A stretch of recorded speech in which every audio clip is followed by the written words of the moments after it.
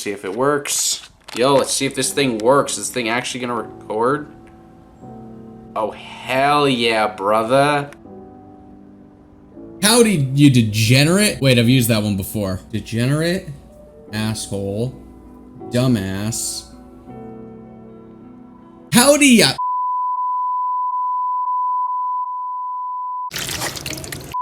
Really gonna help with the sponsors there. Let's play. Shut the fuck up! Who else remembers when video games were not scrutinized relentlessly by the mainstream media? I don't, because I always have been. Mainstream media has always felt good destroying the great things that the youth of the day love. Rock and roll makes you a Satanist. Dungeons and Dragons makes you a Satanist. Video games, more like gonna go and drive over everybody in a goddamn mall parking lot. I mean, what's next?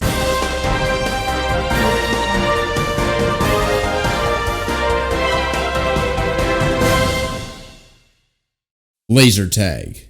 The next ISIS recruitment tool? Like, you remember in 1914 when Franz Ferdinand got his vibe checked on a match of Call of Duty, and then World War I got started? Video games weren't a thing back then. I know, kids, there was no Fortnite, and virginity was somehow still more rampant than today. That's weird. Nice. Knife. I'm so stupid. You can't blame video games for every problem related to violence. World War II, more like not violent because no video games, right, fellow Fox News anchors? Yeah! Is this video funny so far? Huh? You better f***ing laugh. I find it funny that video games are still being blamed for problems in the world these days. President Trump hosted a meeting with video game makers and their critics at the White House today. He was busy. They're looking for ways to reduce youth violence following the Florida school shooting. And the president recently expressed shock at what young people are exposed to today. Even though hundreds of studies prove the exact opposite, video games don't make you violent. In fact, do the exact opposite.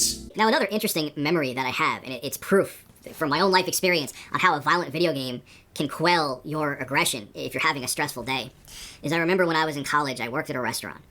And you, for some reason, when you deal with hungry people, doesn't matter if they're pie-sized or skinny, people get very irrational when they're hungry.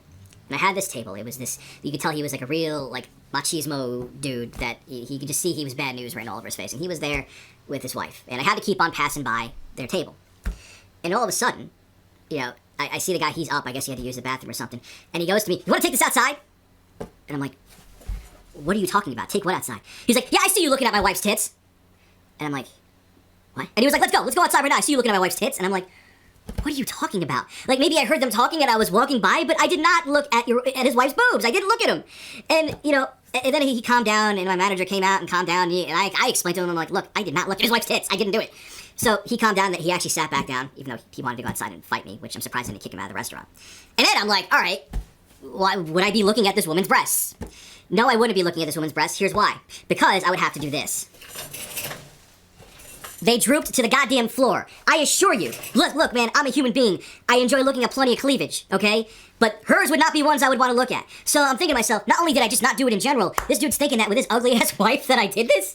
Are you serious? So, man, I was pissed off the whole day.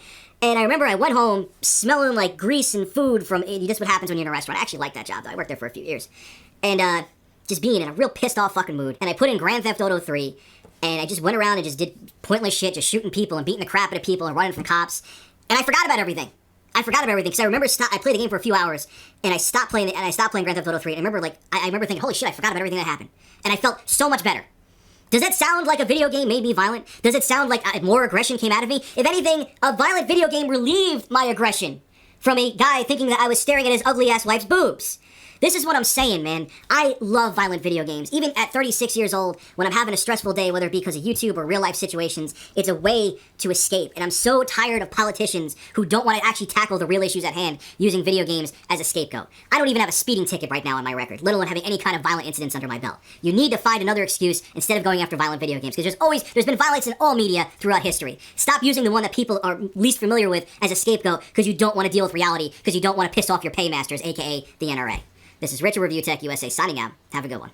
And quick little thing to all the Karens out there who make a big fit about, oh, my kid played Call of Duty and now he's being a little You bought him the game. You can't get mad at the developers of the game if you're the one who bought it for your child. I'm a game developer, and you better believe that it is not my fault that little Timmy over there is beating the out of his sister because he played a game that I made. Hi, it's Fitz with Slap Chop. You're gonna be in a great mood all day because you're gonna be slapping your troubles away with the Slap Chop. The same goes for every other developer out there. Ubisoft makes Far Cry.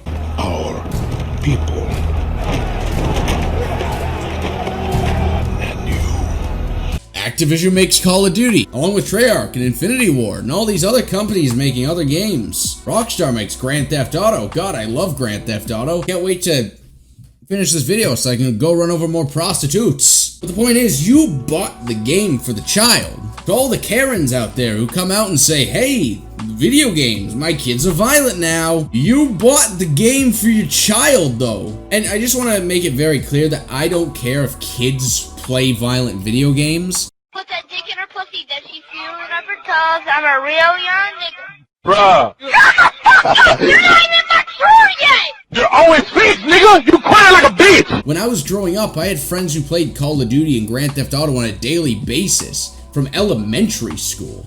And you know what? They turned out just fine. Except for one, but he didn't turn violent. He just sniffs feet.